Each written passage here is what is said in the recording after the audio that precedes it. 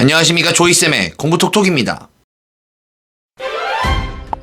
조이쌤의 공부톡톡. 다들 중간고사 끝났죠? 결과는 어떠신가요? 본인이 원하는 만큼 점수가 좀 나왔나요? 사실 보통은 그렇지 않아요. 보통의 경우, 대부분의 경우 본인이 원하는 만큼 성적이 나왔다고 말하는 학생은 100점 말고는 거의 없다고 보시면 됩니다. 전교 1등 말고는. 그래서 오늘의 조이쌤의 공부톡톡, 중간고사를 망친 네가 지금 해야 할 일, 지금 시작합니다. 조이쌤의 공부톡톡. 보통 학생들이 기말고사 때는 정말 열심히 할 거예요. 이런 거 정말 공허한 겁니다. 선생님, 전 지금부터 기말고사 기간입니다. 이런 것들도 되게 공허해요. 또한 이런 학생들도 많아요. 기말고사 때 100점을 받으면 내가 평균이 몇이지? 기말고사 때 전교 1등을 하면 몇 등급 나오지? 이런 거 생각하시는 분들이 있는데, 그런 걸 왜 계산하고 있습니까? 가능성도 없는데. 가장 중요한 건 견적을 내보는 겁니다. 주요 과목별로 중간고사에 어떤 공부를 했는지를 좀 써봐야 됩니다. 자, 제가 예를 들어 볼 건데, 예를 들면 이제 국어가 80점이에요. 근데 교과서 한 번 읽어봤고 평가 문제집 한 번을 풀어봤어요.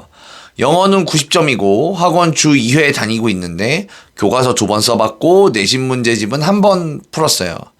그리고 수학은 87점, 학원 주 3회짜리 다니고 있고 교과서 문제 한 번 풀고 내신 문제집 2권 풀었어요. 과학은 70점인데 교과서 2번 읽어봤고 역사는 75점인데 교과서 2.5번 읽어봤습니다. 이게 읽다가 만 거죠. 다 완료는 못했어. 이거 이제 본인이 한번 써보면 좋습니다. 본인이 중간고사 끝나고 각 과목별로 이게 몇 점이고 여기에서 이런 공부를 했다는 거를 본인이 제가 볼 건데 굳이 부풀려서 교과서 한 번 봤는데 2번 봤다고 써보고 그럴 필요는 없죠. 네, 정확하게 쓰는 게 가장 중요합니다. 조이쌤의 공부톡톡. 자, 이제 두 번째로 과목별로 추가할 공부를 좀 정해봐야 됩니다. 이제 과목별로 뭘 추가할지 한번 정해봅시다. 문제집을 하나 더 추가할 수도 있어요. 문제집 하나 사가지고. 그리고 어떤 문제집 사야 할지 모르겠으면 주변 친구들한테 한번 물어보세요. 주변에 좀 잘하는 친구들. 아니면은 직접 서점에 한번 가보시거나. 그래서 출판사 똑같은 책 중에 우리 교과서랑 좀 잘 되는 게 있나, 연계되는 게 있나. 요 과정도 공부의 일부예요. 이런 거 해보시는 게 되게 좋고. 그 다음에 예를 들면 족보닷컴 이런 인터넷 사이트가 있잖아요. 가면은 학교 범위에 있는 문제를 좀 뽑아서 풀 수가 있죠. 그래서 우리 학교 범위에 있는 문제도 들어있나, 또 족보닷컴이라고 해서 다 있는 것도 아니거든요. 그러면 우리 학교 문제집은 또 어디 있나 이런 것도 볼 수 있고. 또 문제집이나 인터넷 사이트만으로는 좀 답이 안 나올 것 같다. 그러면 학원, 과외 이런 건 사교육도 알아볼 수가 있죠. 보통 이제 학원에 다닌다면 문제도 공부할 자료도 전부 다 주니까 선생님이 어떻게 보면은 학원은 좀 효율적인 선택이라고 볼 수도 있어요. 아웃소싱을 하는 거죠. 귀찮음을. 근데 공부에 대한 고민을 전문가들한테 이렇게 아웃소싱하는 게 나쁜 게 아니에요. 여력이 있으면 할 수 있는 거죠. 그리고 이제 지금 다니는 학원을 교체하는 거. 지금 이 학원에 계속 다녀도 될까? 점수 이거밖에 안 나오는데 이런 경우도 딱 지금 해야 됩니다. 중간고사 직후에 하셔야 되고, 현재 다니는 학원에 대한 냉정한 평가 괜찮을까? 하는 것도 지금 하시는 겁니다. 지금 중간고사 끝나고. 기말고사 직전에 학원을 옮기시는 분들이 계세요. 그래서 가가지고 이제 선생님이나 반에 또 적응돼야 되고, 또 저는 영어를 가르치니까 영어 같은 경우는 시험 기간이 아닌 평소 기간 때 학교에서 나오는 프린트, 자료 이런 것들을 수집이 다 돼야 돼요. 그래야 기말고사 때 공부를 할 수 있는데, 기말고사 때 학원 덕을 좀 제대로 보고 싶다 하면 지금 옮겨야죠. 지금 중간고사 때 미리 옮겨서 적응도 해보고. 갔는데 아니면 어떡해요. 그러니까 지금 옮겨보는 게 좋습니다. 조이쌤의 공부톡톡. 자, 과목별로 딱 한 가지 정도만 공부를 추가합니다. 여기서 조심해야 될 게 이거예요. 너무 큰 욕심을 내면 안 됩니다. 중학교 내신 70점 학생이 있어요. 이 학생이 기말고사 때 100점을 받아서 85점 받겠다. 전 과목에서.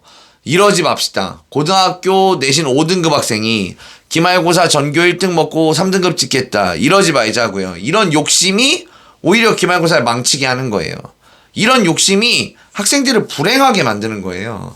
중간고사에 했던 공부가 견적이 나왔으면 거기에 딱 한 가지씩만 더 합니다. 한 가지씩만 더 해서 기말고사에 준비하시면 됩니다. 뭐 예를 들면 아까 봤던 표에서 국어 80점인데 교과서 한번 읽어보고 평가 문제집 했는데 이번에 족보닷컴에서 단원별 적중 모의고사 뭐 이 최종 모의고사 이런 거 한번 뽑아가지고 뽑겠다. 총 몇 개 파일이다. 또 영어는 내가 여태까지 학원을 옮기지 않을 건데 학원에서 했던 거 외에 학교 프린트에서 문제 나온 거 내가 많이 틀렸다. 그러니까 학교 프린트도 한 2번 써보고 내신 문제집 학원만 믿고 있으면 안 되겠다. 그래서 내신 문제집 한 권 내가 따로 사서 풀어봐야겠다. 또 수학은 학원 교체해야겠다. 안 되겠다. 학원 뭐 너무 많이 가고 그리고 별로 도움이 안 된 것 같다. 그러면 학원을 교체해서 이제 주 2.5회래요. 이 얘기는 주 2.5회는 평소에는 2회인데 내신 때만 3회 뭐 이런 거죠. 그리고 과학 같은 경우는 야 이거 혼자서 하기 너무 힘들다. 엄마한테 얘기해가지고 학원 등록해야겠다. 주 1회 학원. 역사 같은 경우는 이거 역사는 문제집 하나 사서 풀어야겠다. 뭐 이런 식으로 이건 예를 드는 겁니다. 이런 식으로 공부의 개수를 한 가지를 내용을 한 가지만 너무 많이 욕심내면 안 돼요. 한 가지만 딱 늘려주시면 되겠습니다. 족보나 문제집, 학원 바꾸기 혹은 학원 새로 등록하기 전부 예산이 드는 거예요. 예산, 돈. 그러니까 지금 미리 계획을 세우고 부모님께 말씀을 드려야 됩니다. 그래야 부모님도 대비가 되죠. 기말고사 직전에 갑자기 엄마 10만원 줘. 족보닷컴 다운받아야 돼. 5만원 줘. 엄마 공부하는데 문제집도 못 사줘? 이러면 사줄 수 있죠. 하지만 당황스러울 수 있잖아요. 어머님 입장에서 갑자기 막 큰 돈을 달라고 하면. 근데 지금 중간고사 끝나고 어머님한테 요래 해서 기말고사 때는 족보닷컴에서 요런 문제 뽑으면 얼마 들 것 같고 과학은 주 1회까지 정도 학원을 다녀보는 게 어떻겠나 하고 있다. 이런 것들을 천천히 말씀을 드려야 그러면은 과학학원은 당장 뭐 다음 주에 가자 엄마랑 뭐 다다음 주에 너가 한번 입학 테스트 보고 와라. 이런 식으로 할 거고 족보는 기말고사 때까지 내가 그러면은 어디 이렇게 해가지고 주겠다. 이런 게 생기잖아요. 어머니 계획이 생긴다고 계획이. 그래서 요런 것들을 위해서라도 지금 기말고사 계획을 요런 식으로 세우는 게 좋고 또한 하나만 더. 이게 왜 좋냐? 이거 왜지 이런 짓을 해야 되냐? 무슨 공부하지? 라는 고민이 사라져요. 중간고사 공부하시면서 느껴보셨죠? 이거 되게 스트레스 받는 거거든요. 무슨 공부하지? 이 정도로 괜찮을까? 괜찮겠지? 이런 고민이 공부에 집중하는 걸 좀 방해하는 경우가 많아요. 학생들의 경우. 특히 욕심 많은 학생들. 혹은 불안감이 많은 학생들. 그러니까 딱 계획 다 해놨잖아. 요거 하기로 했잖아. 그러니까 딱 요만큼만 할 거다. 라고 생각하면 공부하는 과정이 좀 심플해지죠. 요거 했으니까 요거 해 차례야. 이렇게 바로 바뀌니까.